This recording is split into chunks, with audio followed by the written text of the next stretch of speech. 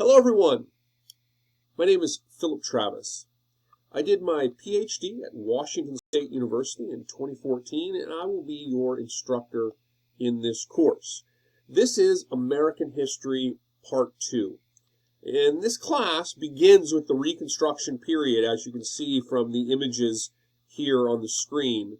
And it begins with Reconstruction and runs through to the present. So I think it's going to be a very fun, engaging, and thought-provoking course. My own specialization as a historian is in American history during the 20th century, and particularly the United States and the world, international relations, military history, imperialism, and so forth. My specialization is really with the Cold War. I wrote a book about the Reagan administration's involvement in the conflicts in Central America during the 1980s, particularly the war with Nicaragua, the so-called Contra War. If anyone's heard of the Iran-Contra affair, that book came out a few years ago. I've written a number of articles related to terrorism during the Cold War, particularly as it relates to the United States and Latin America, though I have recently been writing some material that also relates to world history and also to the early 20th century United States' imperial involvement in conflicts in Central America dating back to the beginning of the 20th century, which we'll be talking a little bit about in this course. Before I talk about what to expect in this class in terms of how the class will progress and what I expect of you and so forth, let's talk a little bit about the content, just an overview. So as you can see, we're going to start with the Reconstruction period. This is the period from the end of the American Civil War.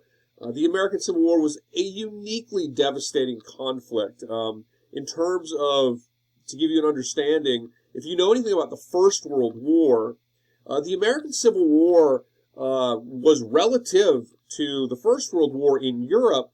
The American Civil War was as destructive. It was an industrial war with absolutely devastating consequences for society and certainly for those directly involved in the fighting, but also, of course, indirectly. And, of course, the images you see here really convey that as we sort of begin to think about our first week's material. So this image you see here, this is Broad Street after the war. Up here is a depiction of Richmond. And then, of course, down here, depictions of an African-American individual casting a vote, really an act that symbolizes really the real meaning of the Reconstruction period and of the Civil War, a real change in terms of citizenship, of freedom, and protections, constitutional protections for the rights of Americans. So we're going to begin with Reconstruction. We're going to look at also things like the Gilded Age, the Industrial Revolution. We're going to talk about the issue of monopolies and wealth inequality. We're going to talk about the age of progressivism, the progressive reform era. We're going to look at wars. We're going to look at international relations. We're going to look at the United States becoming a world power at the beginning of the 20th century with conflicts like the Spanish and Philippine-American War. With the development of events like the First World War. And of course, the Second World War really launching the United States onto really the global stage as a world power. We'll certainly be looking a lot at the Cold War, the era of the Vietnam War, the cultural revolutions, if you will, of the 60s, the civil rights movement, the anti-war movement, the counterculture movement. We'll be looking at the rise of the modern conservative movement as well in the 1980s, really epitomized by the presidency of Ronald Reagan. And of course, we'll be looking at the age of New Deal liberalism that was really led and championed most, at least initially, by Franklin Roosevelt, president during the 1930s and during the Second World War, who created his New Deal. But of course, that was carried through, this idea of New Deal liberalism was carried through by political figures like Harry Truman, like Lyndon Johnson, John F. Kennedy, and others. And that era of New Deal liberalism really brought many lasting reforms that Americans still to this day benefit from. Social Security, Medicare, Medicaid, food stamp programs, the GI Bill of Rights, the minimum wage laws, environmental protection, were all legacies, just to name a few, from that era of New Deal liberalism, which will make up a very significant portion of this course as we move from the Reconstruction period to the present.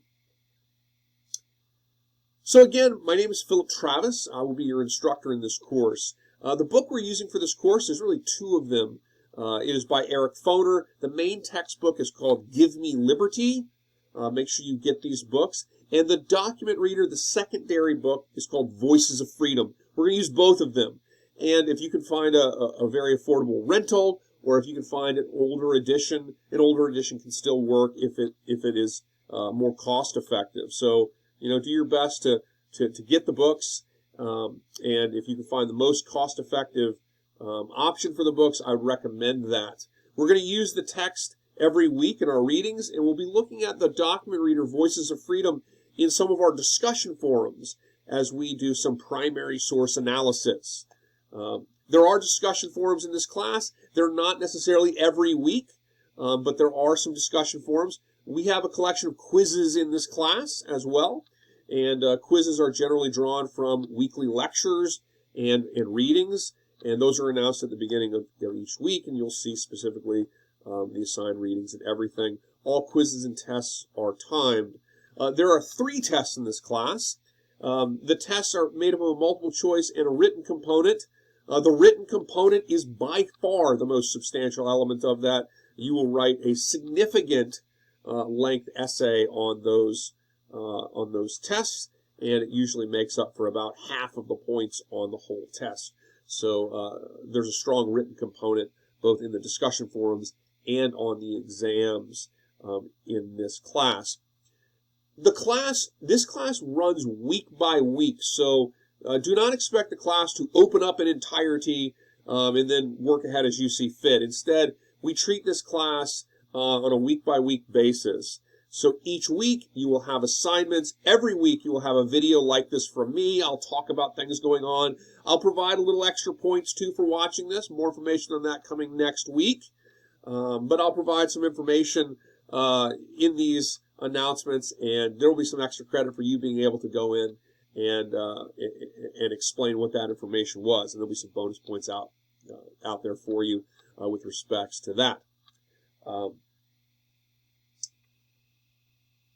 In addition to the 3 tests, so we'll have these announcements every week. I have video lectures that I post every week, so be looking for those. There's usually going to be between 2 and 4 every week. I try to keep them between 10 and 20 minutes apiece, so please be watching the video lectures. They will really, really help you to learn the material as we move through the course.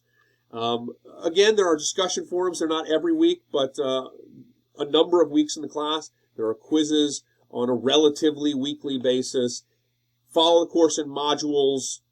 Follow the course week by week. I'll open the new module every weekend, usually on Sunday, so then you start on Monday, and due dates are generally on Sunday.